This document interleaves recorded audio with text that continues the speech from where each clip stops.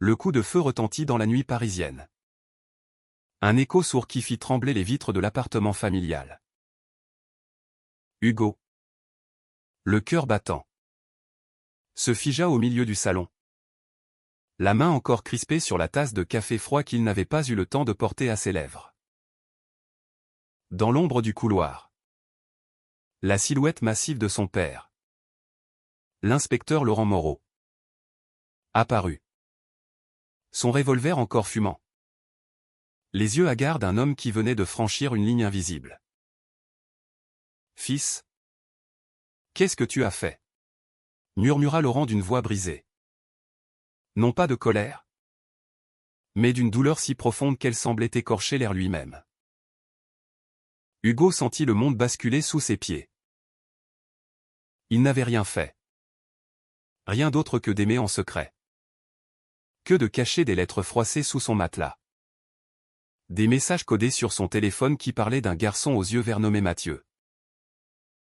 Mais ce soir-là, tout avait éclaté comme une grenade dégoupillée. Son père. Ce pilier de la loi. Ce flic aguerri qui avait passé sa vie à traquer les ombres de la ville. Rentrait plus tôt que prévu d'une planque interminable dans les ruelles de Belleville. Il avait surpris Hugo non pas en flagrant délit de crime, mais en train de relire un poème d'amour griffonné à la main. Un poème adressé à Mathieu. Glissé dans un cahier ouvert sur la table basse. Laurent Moreau n'était pas un homme ordinaire. À 55 ans. Il incarnait encore l'image du policier français classique, grand. Les épaules larges sous son trench usé. Une moustache grisonnante qui masquait à peine les cicatrices d'une vie de sacrifice. Veuve depuis 10 ans, la mère d'Hugo emportée par un cancer fulgurant. Il avait élevé son fils unique avec une rigueur militaire. Tempéré par des silences complices et des promenades le long de la Seine. Hugo. 22 ans. Étudiait les lettres à la Sorbonne. Un rêve fragile dans une vie dictée par l'ombre protectrice de son père. Mais sous cette façade bouillonnait un secret qui rongeait Hugo de l'intérieur, il aimait les hommes. Et plus précisément, il aimait Mathieu Duval, un étudiant en cinéma rencontré lors d'une projection underground au cinéma du Panthéon. Tout avait commencé 6 mois plus tôt. Par un regard échangé dans la pénombre d'une salle bondée. Mathieu, avec ses boucles châtaines et son sourire espiègle, avait renversé son gobelet de soda sur les chaussures d'Hugo. « Pardon ? Mon cœur » avait-il lancé en riant. Une phrase si légère, si effrontée, qu'Hugo en avait rougi jusqu'aux oreilles. De là, les soirées s'étaient enchaînées, des balades nocturnes sur les berges du fleuve. Des cafés volés dans les brasseries de Saint-Germain. Des baisers timides sous les arches du pont des Arts. Mathieu était un tourbillon. Un garçon de 21 ans originaire de Lyon. Qui parlait de Fellini comme d'un vieil ami et qui rêvait de filmer l'amour sous toutes ses formes. L'amour, c'est une caméra qui zoome sur les failles, disait-il souvent. Ses doigts entrelacés à ceux d'Hugo. Pour Hugo, c'était une révélation, enfin. Quelqu'un qui le voyait. Qui le touchait sans le juger. Mais Paris. Cette ville des lumières éternelles. Cachait aussi ses ombres. Hugo vivait dans l'appartement familial du Marais. Un immeuble haussmannien aux murs tapissés de photos jaunies Laurent en uniforme lors de ses premières années à la PJ. Hugo enfant sur les épaules de sa mère. Raconter à son père ? Impossible. Laurent. Avec ses blagues bourrues sur les tapettes entendues au commissariat. Ses anecdotes sur les descentes dans les bars gays du quartier latin où il avait coffré des dealers. Représentait pour Hugo un mur infranchissable. Les hommes. C'est simple, un boulot. Une bière. Une femme fidèle. Lui avait-il seriné depuis l'adolescence. Hugo hochait la tête. Riait jaune. et rentrait se cacher dans sa chambre pour appeler Mathieu en chuchotant. Ce soir fatidique. Hugo avait osé plus. Mathieu l'avait invité à une fête clandestine dans un loft de Montmartre. Un rassemblement d'artistes et d'étudiants où l'on dansait jusqu'à l'aube sur des vinyles rayés. Viens. Mon amour. Laisse-moi te montrer mon monde. Avait supplié Mathieu au téléphone. Hugo avait hésité. Puis cédé. Il avait enfilé une chemise blanche trop amidonnée, un vestige de son éducation stricte, et glissé le poème dans sa poche comme un talisman. Écrit la veille. Sous la lampe de son bureau. Il décrivait les lèvres de Mathieu comme des vagues sur l'océan de mes doutes. À la fête, l'alcool avait coulé. Les corps s'étaient frôlés. Et Hugo s'était senti vivant pour la première fois. Mathieu l'avait entraîné sur la terrasse. Sous un ciel étoilé troué par les lumières de la tour Eiffel. Et ils s'étaient embrassés avec une urgence qui effaçait les peurs. De retour chez lui. Ivre de bonheur et de vin rouge. Hugo s'était effondré sur le canapé. Le cahier ouvert. Il n'avait pas entendu la clé tourner dans la serrure. Laurent. Épuisé par une affaire de trafic d'armes qui l'avait tenu éveillé 3 nuits. Avait poussé la porte sur cette scène, son fils. Les yeux mi-clos. Murmurant des mots d'amour à un fantôme. Le revolver? Un réflexe de flic.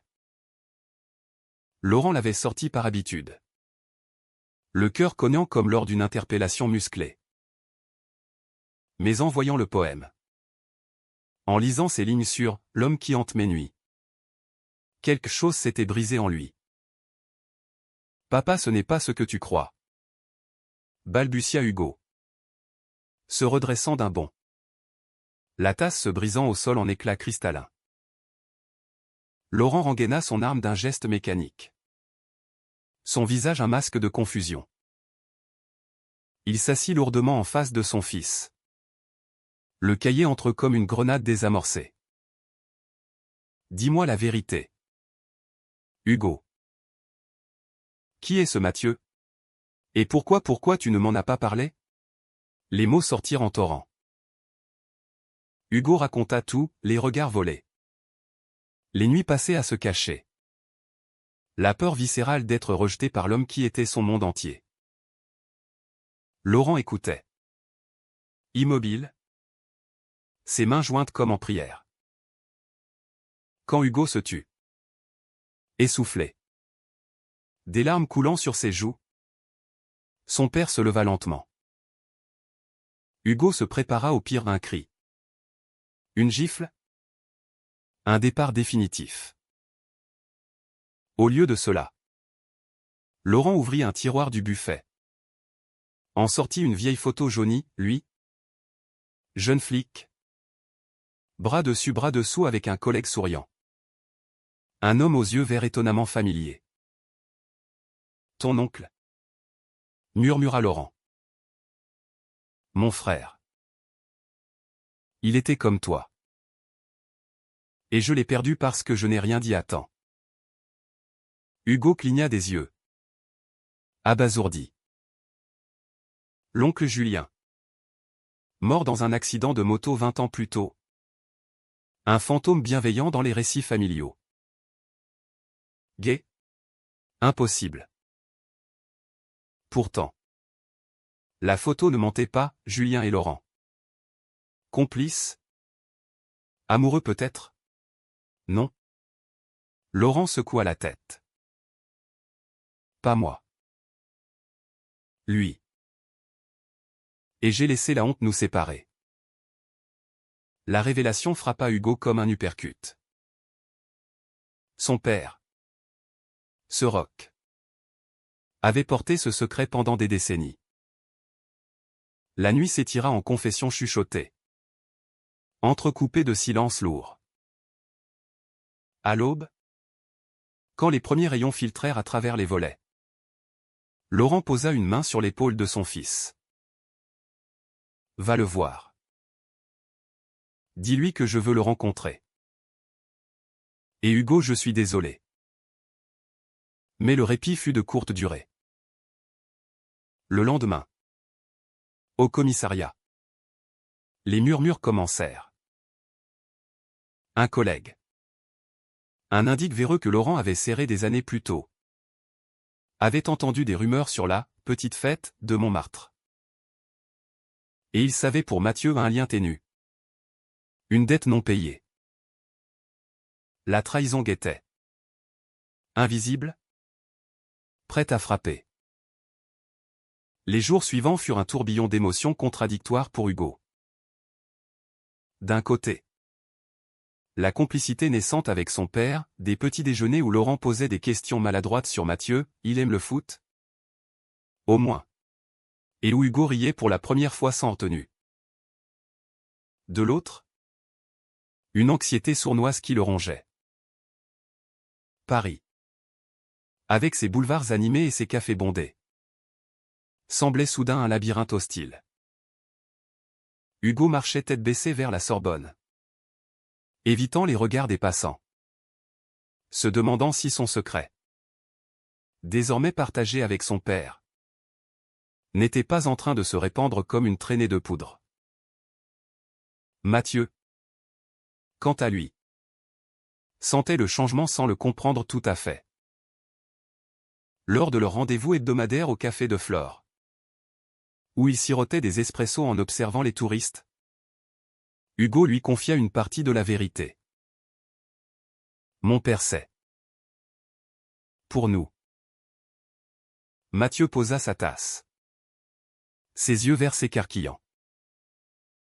Et il t'a flanqué dehors? Hugo secoua la tête. Un sourire timide aux lèvres. Au contraire. Il veut te rencontrer. Dimanche. Peut-être? Mathieu éclata de rire. Un son clair qui fit tourner les têtes alentour. Ton vieux flic veut un dîner en famille? C'est du cinéma hitchcockien. Ça.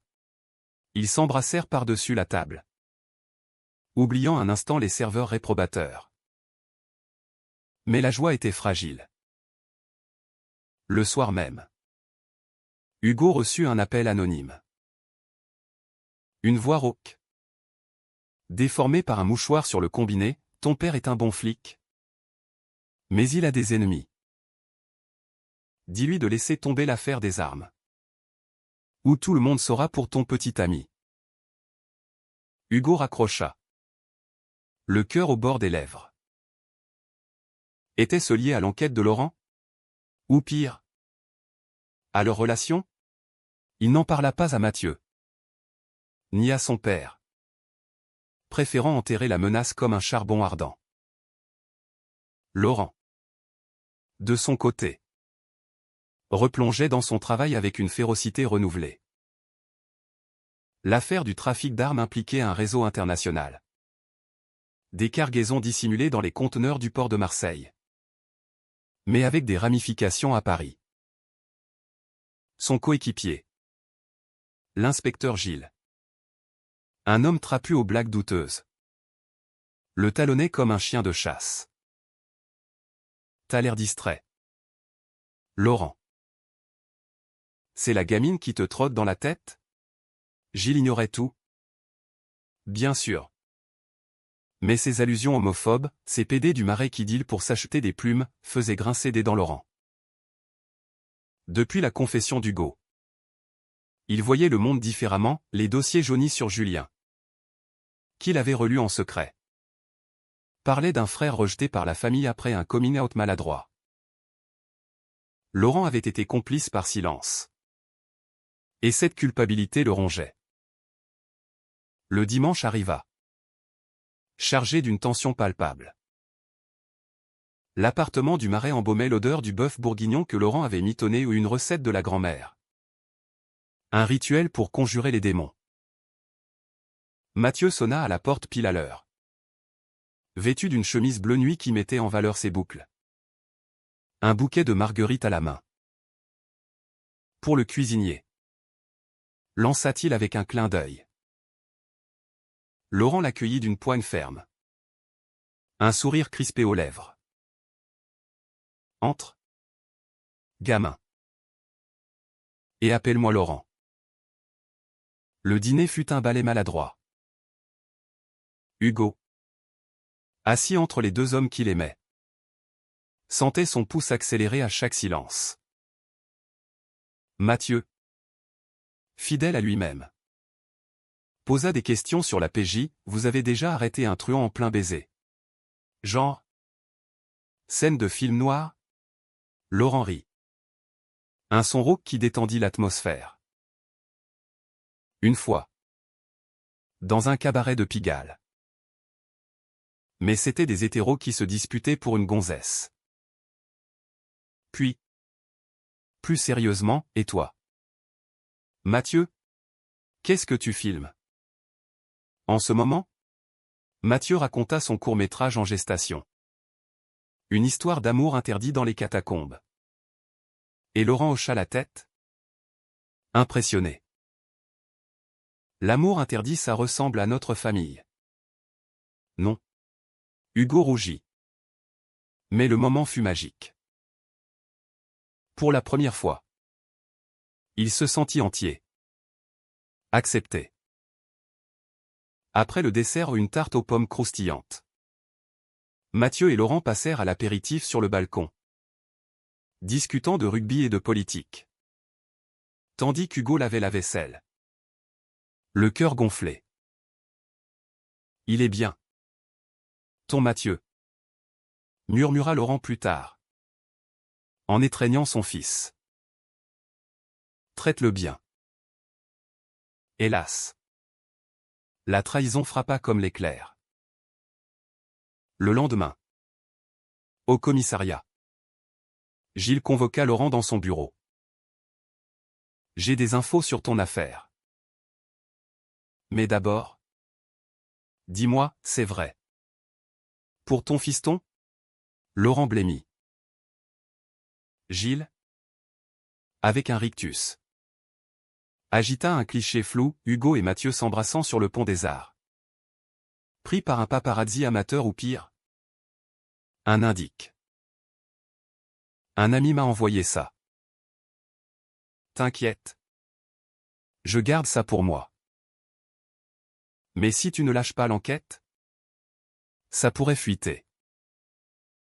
Aux collègues. À la presse, imagine le scandale. Laurent sentit la rage monter.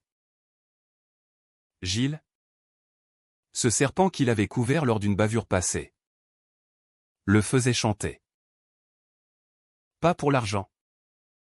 Mais pour le pouvoir. Tu es fini. Gilles? Gronda Théil. Mais le mal était fait. Le soir, il rentra brisé. Le cliché en poche. Hugo, sentant le drame, le questionna. Laurent hésita.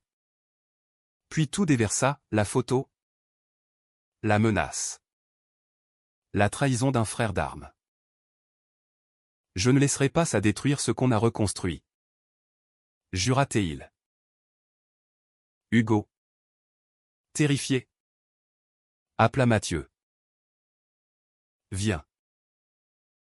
On a besoin de toi. La nuit fut longue. À trois sur le canapé. À ourdir un plan. Confrontation? Silence? La ville dehors bruissait de secrets. Indifférente à leur tourment. La confrontation avec Gilles s'imposa comme une évidence. Un climax inévitable dans cette tragédie familiale qui prenait des allures de thriller policier. Laurent, avec son instinct de flic chevronné, opta pour la ruse plutôt que la violence brute. Il invita Gilles à une bière de réconciliation dans un bistrot anonyme de Bastille. Un lieu où les murs suintaient l'odeur de tabac froid et de regret. Hugo et Mathieu, en coulisses, se planquèrent dans une arrière-salle adjacente. Reliée par une porte dérobée, un repère d'indique que Laurent connaissait par cœur. Gilles arriva en retard. Sa bedaine tendant les boutons de sa chemise froissée. Un sourire matois aux lèvres. Alors? Vieux. On enterre la hache? Ton gamin. Il est mignon. Hein? Lança-t-il en s'asseyant. Une chope de bière mousseuse devant lui. Laurent. Impassible. Sirota la sienne. Ses yeux d'acier fixés sur son ex-coéquipier. Parle-moi de l'affaire. Quelles infos tu as? Gilles se pencha. Baissant la voix, les armes viennent d'un atelier clandestin à Belleville. Mais pour les détails, disons que j'ai besoin d'une garantie. Que cette photo reste entre nous. C'est alors que la porte s'ouvrit. Hugo et Mathieu entrèrent. Palme et déterminé. Mathieu. Caméra compacte en main, son arme à lui. Filmait discrètement. C'est fini? Gilles? Déclara Hugo d'une voix ferme. Surprenant même son père. Vous nous menacez parce que vous avez peur. Peur de ce que vous ne comprenez pas. Gilles se figea. La bière à mi-chemin de ses lèvres. Qu'est-ce que? Sortez d'ici. Salpé, mais Laurent l'interrompit d'un geste. Sortant son badge. Tu es en état d'arrestation pour chantage et entrave à la justice. Et pour la bavure de 2015. Celle que j'ai couverte. Tout est enregistré. Le bluff fonctionna. Gilles? Blême? Tenta de nier. Mais la vidéo de Mathieu diffusée en direct sur un téléphone vers un contact fiable au commissariat scella son sort. Des renforts arrivèrent en sirène hurlante. Et Gilles fut menotté sous les regards incrédules des habitués du bistrot. Dans la cohue. Laurent étreignit son fils. Tu as été courageux. Hugo. Comme ton oncle. Mathieu. Essuyant une larme. Murmura, c'était du cinéma pur. Pourtant. La victoire fut amère. Les rumeurs s'amplifièrent au sein de la PJ.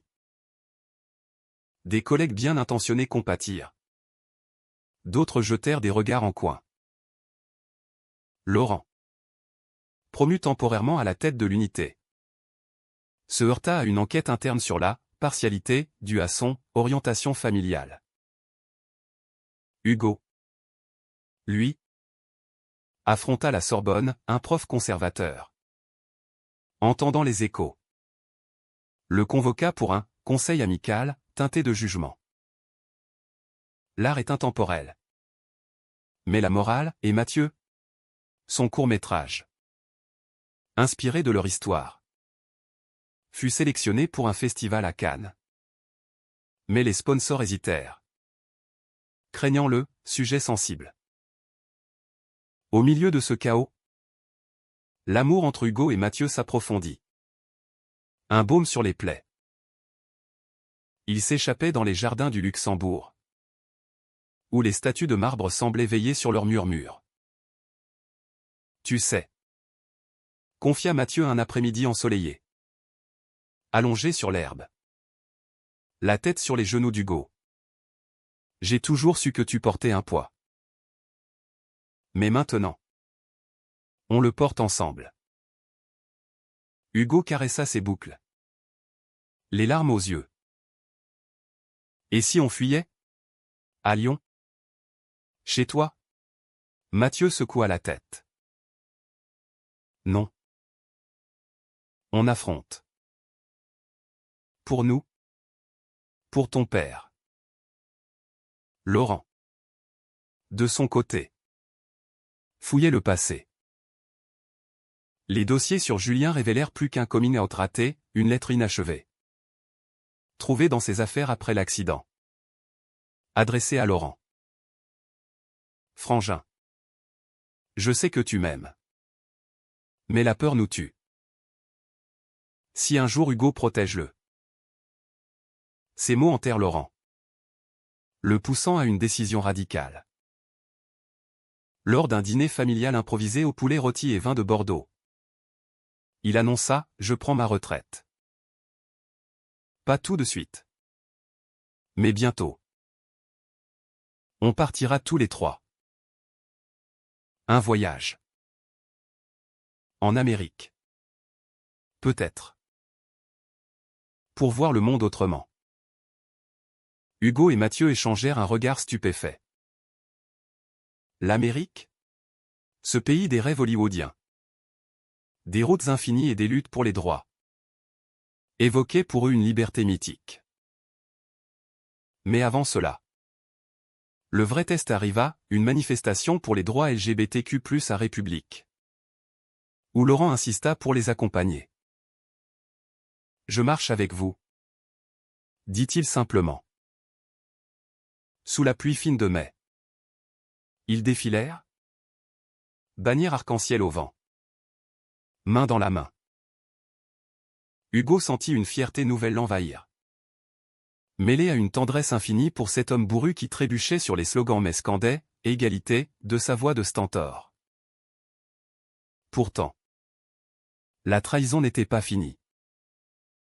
Gilles, depuis sa cellule, avait un dernier atout, un allié inattendu au sein de la famille élargie. La tante Elisabeth, sœur de la défunte mère d'Hugo. Une bigote aigrie vivant en banlieue. Apprit la nouvelle par un coup de fil venimeux. Elle débarqua un soir. Crucifix au cou. Bible en main. Laurent. Tu as laissé le diable entrer chez toi. Ce garçon il va pourrir en enfer. Les cris fusèrent. Elisabeth pointant du doigt Mathieu comme un suppôt de Satan. Hugo, blessé, se réfugia dans les bras de son amant. Laurent, pour la première fois, explosa, sors d'ici. Elisabeth, tu as abandonné ma femme dans ces derniers jours avec tes prières vides. L'amour n'est pas un péché, c'est toi qui l'as oublié. La porte claqua. Mais les mots d'Elisabeth s'insinuèrent comme du poison. Hugo douta. Une nuit entière.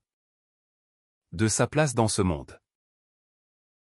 Mathieu, vigilant, le serra contre lui, on est plus fort que ça. Regarde ton père, il a changé pour toi. Le voyage en Amérique devint le phare dans la tempête. Laurent, avec une efficacité militaire, organisa tout, billets pour New York. Un road trip vers la côte ouest. Des hôtels modestes et des dîners routiers pour goûter l'âme du pays.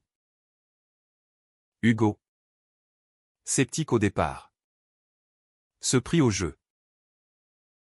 C'est ton cadeau. Fiston, expliqua Laurent. Pour que tu vois que l'amour comme le tien existe partout. S'enchaîne. Mathieu, excité comme un enfant, empila les cassettes VHS de films cultes, Brokeback Mountain, Call Me By Your Name, pour des soirées projection en voiture. L'aéroport Charles de Gaulle fut un adieu poignant à Paris. Hugo embrassa la ville du hublot de l'avion. La Seine serpentant comme un ruban d'argent sous les nuages. À Juevka, l'air saturé d'humidité et de hot-dog les frappa de plein fouet. New York les avala, Times Square en feu de néon. Central Park où ils pique-niquèrent sous les chênes centenaires. Laurent, casquette des Yankees vissée sur la tête, rit aux éclats devant un spectacle de rue aux deux drag queens chantant New York. New York. Chez nous, on les aurait arrêtés pour tapage. Plaisanta Théil. Mais ses yeux brillaient d'une admiration nouvelle. Le road trip les transforma. Sur l'Interstate 80. À travers les plaines infinies du Midwest. Ils parlèrent des heures. Laurent confia ses doutes de jeunesse, comment Julien l'avait protégé lors d'une descente homophobe. Comment il avait regretté son silence. J'étais un lâche. Hugo. Mais toi. Tu m'as rendu courageux. Mathieu. Au volant de la Ford de location. Filma des séquences improvisées, Hugo riant aux éclats devant le Grand Canyon. Laurent tentant un barbecue texan avec un accent approximatif. Les nuits en motel. Bercé par le ronron des néons. Virent naître des confidences intimes. Hugo et Mathieu s'éclipsaient pour des étreintes passionnées sous les étoiles du désert. Tandis que Laurent veillait. Un œil sur la carte. L'autre sur son revolver rangé. Mais le conflit couva. Inévitable. À San Francisco. Ville arc-en-ciel par excellence. Ils visitèrent le Castro District. Les drapeaux Pride flottant au balcon. Les vitrines de livres queer. Tout respirait la liberté. Hugo. Ému. Acheta un poster de Harvey Milk. Pourtant. Lors d'un dîner dans un restaurant fusion. Laurent craqua. Un couple gai. Bruyant et tactile. Attira son regard. C'est trop exhibé. Non. Murmura-t-il. Hugo se raidit. Papa. C'est leur vie. Comme la nôtre. La dispute éclata dans la chambre d'hôtel, Laurent accusant l'excès. Hugo le défendant. Mathieu tentant de médier.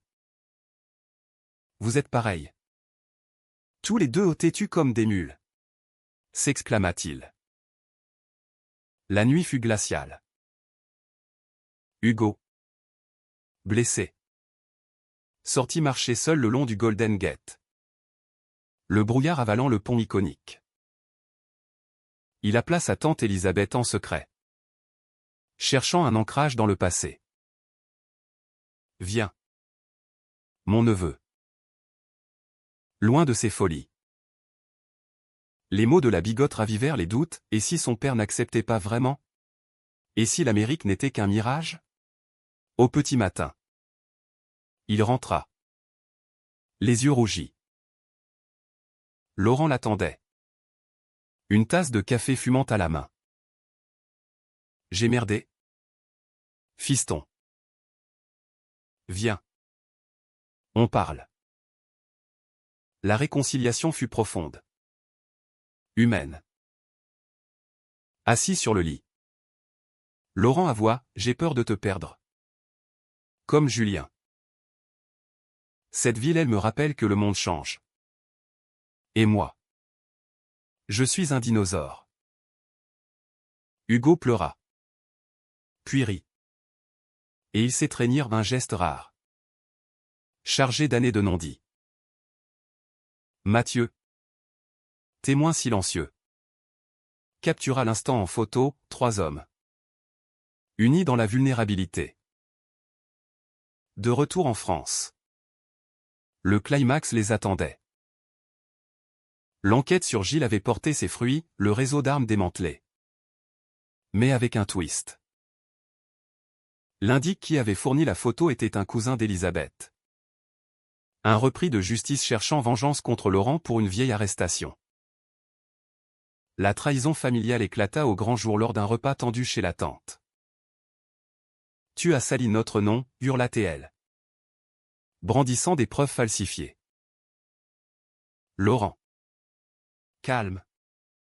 Présenta les dossiers, son cousin arrêté pour complicité. Le sang ne fait pas la famille. Elisabeth. L'amour? Si. Hugo. Au bord des larmes. Prit la parole, tante. Je t'aime. Mais je ne vivrai plus dans la peur. Mathieu. À ses côtés. Ajouta, et nous non plus. Elisabeth s'effondra. Non en rage. Mais en sanglots. J'ai perdu ma sœur et maintenant vous. Pardonnez-moi. Un pas vers la guérison. Fragile mais réel. Pourtant. Le vrai au point survint une semaine plus tard. Au Festival de Cannes. Le court-métrage de Mathieu. Ombre d'amour. Inspiré de leur Odyssée. Remporta un prix. Sur la scène. Entouré de flash. Mathieu dédia le film à Hugo et à Laurent. Qui m'ont appris que l'amour défie les ombres. La salle applaudit. Et à Paris. Hugo et son père regardaient la retransmission. Émus aux larmes. Le retour à la normale fut un lentissage de fil rompu. Laurent prit effectivement sa retraite. Investissant ses indemnités dans un petit café au Marais, le Refuge. Un nom chargé de symboles. L'endroit devint un havre, thé chaud pour les étudiants queer. Bière pour les flics en civil. Et des soirées poésie où Hugo lisait ses vers. Mathieu y projeta ses films sur un écran improvisé. Attirant une clientèle éclectique. Elisabeth, après des mois de thérapie silencieuse, réapparut un jour. Un bouquet à la main. Je veux apprendre, murmura-t-elle. Lentement, le pardon s'installa. Humain et imparfait. Hugo et Mathieu. Eux. Fleurirent. Leur amour. Passé par le feu des révélations et des trahisons. Se fit plus profond. Plus charnel. Des nuits entières passées à explorer l'autre. À murmurer des promesses sous les draps froissés. Tu es mon horizon. Chuchotait Mathieu. Ses lèvres traçant des cartes sur la peau d'Hugo. Ce dernier, libéré, écrivit un roman Le flic et l'ombre. Une fiction inspirée de leur histoire. Qui toucha les cœurs par sa tendresse brute. Édité par une petite maison parisienne. Il se vendit modestement mais sincèrement. Des exemplaires offerts à Laurent comme un talisman. Un an jour pour jour après la découverte. Ils célébrèrent. Sur le pont des Arts. Où tout avait basculé, la photo maudite prise là. Laurent organisa un pique-nique au champagne. Les cadenas d'amour cliquetaient doucement dans la brise du soir. Témoins muets de milliers d'histoires. À nous, porta Laurent en toast. Sa moustache frémissant d'émotion. Hugo, enlacé à Mathieu, sentit les larmes couler au nom de douleur. Mais de gratitude. Personne n'attendait ça. Hein, murmura-t-il. Son père rit. La vie est pleine de surprises. Fiston. Comme l'amour. La fin n'était pas une clôture, mais un commencement. Hugo envisageait un master à New York. Mathieu un long métrage sur les familles recomposées. Laurent, derrière son comptoir, observait le monde avec des yeux neufs. Prêt à accueillir d'autres âmes perdues. Paris. Indifférente et éternelle. Continuait son balai de lumière. Mais pour eux, la nuit n'était plus un piège où elle était une invitation. Dans les mois suivants, des défis persistèrent, un collègue revanchard tenta un scandale. Vite étouffée, Elisabeth rechuta dans ses préjugés. Mais revint toujours. Pourtant, l'essence demeura, l'amour. Tenace. Humanisait les ombres. Hugo. Un soir d'hiver. Relut son premier poème à Mathieu. Sous la lueur d'une lampe de chevet. Tes vagues m'ont sauvé. Mathieu sourit. L'embrassant doucement. Et ton père nous a tous sauvés. Ainsi s'achevait leur saga. Non en apothéose hollywoodienne, mais en une quiétude française émouvante. Nuancée. Profondément humaine. Car dans les failles de la vie, l'amour trouve toujours son chemin. Inattendu et radieux.